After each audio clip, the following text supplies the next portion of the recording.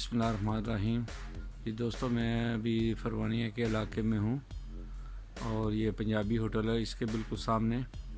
तो इधर ये एक घर है और इसमें तकरीबन 11 बंदे रहते हैं और तकरीबन सभी बेरोज़गार हैं और इनके मुख्तलिफ मसाइल हैं। अभी भाई शाहिद साहब हैं, इनसे पूछते हैं। जी शाहिद भाई, आपका क्या मसला है? जी अस्सलाम वालेकुम जी, मेरा नाम शाहिद हनीफ है जी। पिछले 2-3 महीने से बेरोज़गार हूँ और पाकिस्तान जाना चाहता हूँ और आप सब कम्युनिटी से, पाकिस्तानी कम्युनिटी या जो मुखय्यर खदरात हैं या सफारत खाना पाकिस्तान, मेरी उनसे अपील है और जो साहब इस्तात लोग हैं कि वो अगर किसी तरीके से हम लोगों की इधर इस बुरे वक्त में अगर हेल्प कर सकते हैं, चाहे वो खाने पीने के सिलसिले में हो, चाहे वो टिकट के सिलसिले में हो, तो आप सब लोगों का जो है ना अल्लाह हामी नासर हो ताकि हम लोगों की परेशानी आसान हो जाए।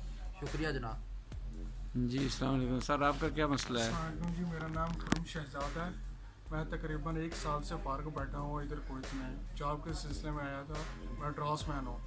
तो 1 साल से अभी अपनी जेब में जो कुछ था वो मैंने खर्च कर दिया है। अभी बिल्कुल बेआसरा हूँ, बेरोज़गार भी हूँ। तो आप सभी मुग़य्यर हज़रात से अपील है, जो कुछ भी आप कर सकते हैं हमारे लिए कुछ करें, हेल्प करें। जज़ाकल्लाह। जी अस्सलाम वालेकुम। अस्सलाम वालेकुम। जी आपका नाम?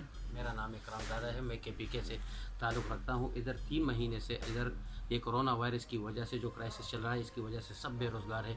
हमारे रूम में 10-11 बंदे हैं, बाकी बंदे तो बाहर खाना वगैरह बना रहे। लेकिन सब की तरफ से और मेरी तरफ से सबको यही इल्तिजा है कि आप लोग हमारे साथ थोड़ा कोऑपरेट कर दो और सफारे के थ्रू या मुहिर हज़रात हमारे साथ थोड़ा हेल्प कर दो, या तो इधर हमें राशन के लिए कुछ बंदोबस्त कर दो या हम लोगों के लिए टिकट के लिए कुछ कर दो, तो बहुत मेहरबानी होगी।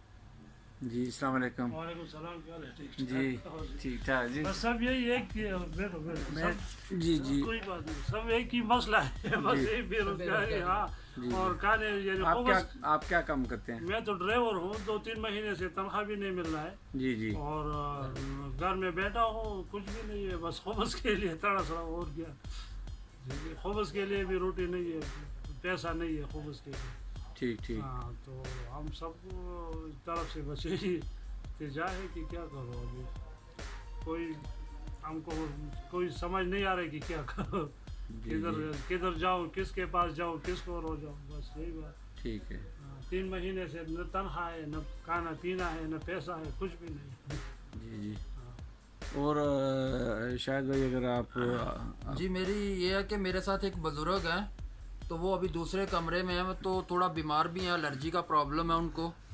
तो वो भी पाकिस्तान जाना चाहते हैं परमानेंट छोड़ के, और मैं भी जाना चाहता हूँ छोड़ के।